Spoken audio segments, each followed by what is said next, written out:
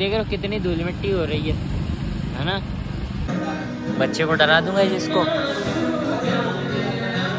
वो नहीं डर रहा भाई, वो हमें डरा रहा है।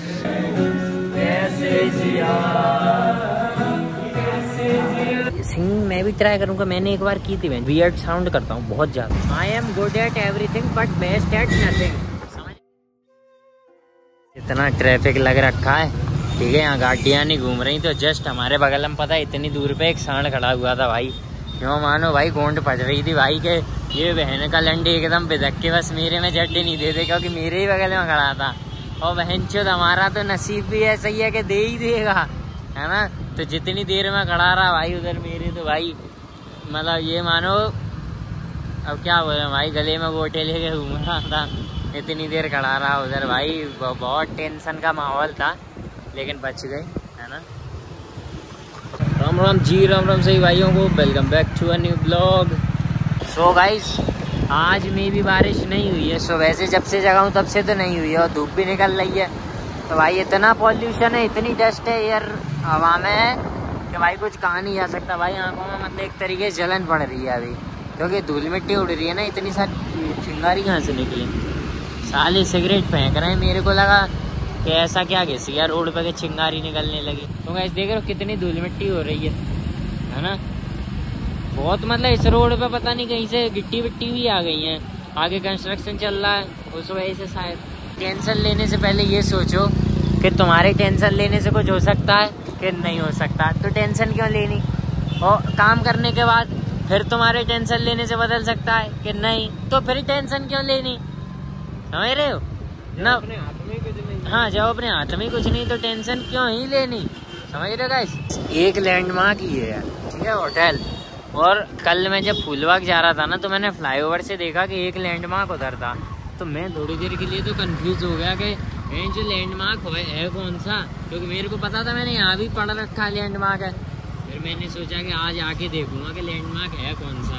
और एक्चुअल में दोनों है गाइस, तुम समझ रहे हो। बगल ही बगल में दो फ्रेंचाइजी, एक मतलब बड़े रेस्टोरेंट होटल की। गाइस मैं ऑब्जर्व किया, मैंने कल रात को जब मैं लेट नाइट तक रीलें देख रहा था ना, तब मैंने ऑब्जर्व किया कि बच्चे बड़े मतलब काफ़ी सारे लोग इस दुनिया में ऐसे एग्जिस्ट करते हैं जो सच में नेचुरली बहुत ब्लेस्ड हैं, टैलेंटेड हैं अपनी किसी ना किसी एक चीज़ में। लेकिन यार मैं सोचा यार मैं तो वेंचुद किसी में टैलेंटेड नहीं हूँ। और स्टिल हालांकि वो लोग कुछ कर नहीं पा रहे हैं क्योंकि उनके फेट में नहीं है, ये सब किस्मत में ही नहीं है।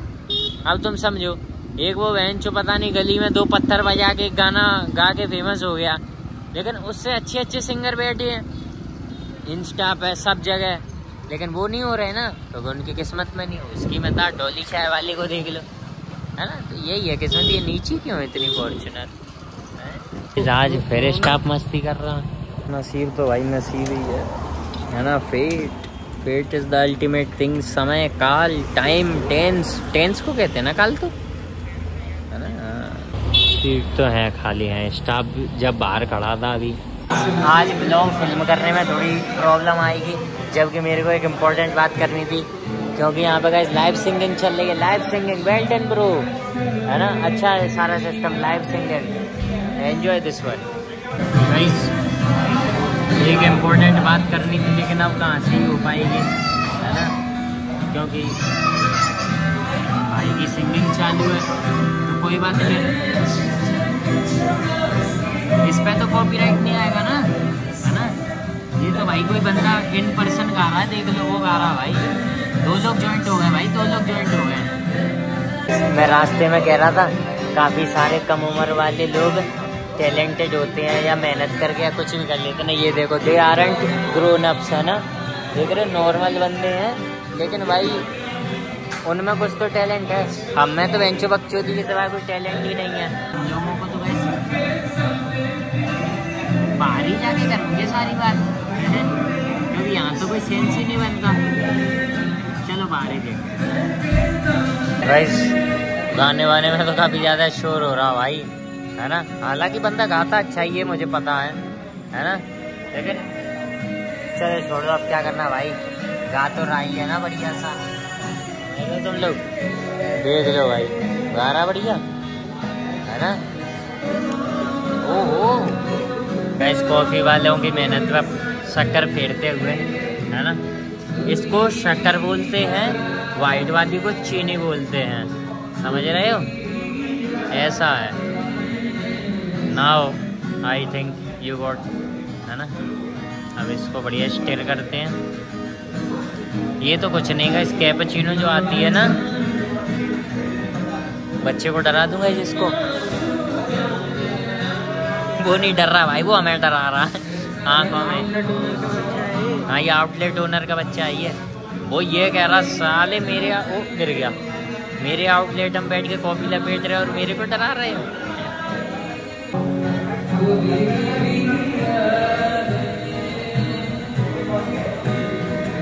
इतना क्लमजी हूँ गाइस मैं, अभी टेबल पे गिरा दिया मैंने पूरा मोहितो, है ना? तो मेरा हाथ और टेबल दोनों गंदे हैं अब। कैसे जिया